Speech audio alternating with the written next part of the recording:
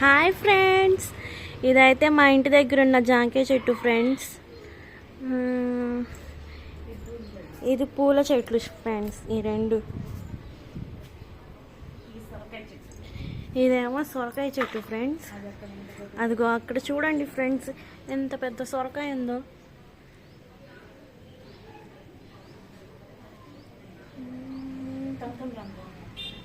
ఇదేమో కమకంబరం చెట్టు, చిన్న చిన్న పూలు వస్తున్నాయి.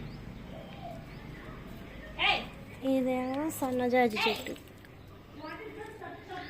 అదేమో పచ్చిమిరపకాయ చెట్టు.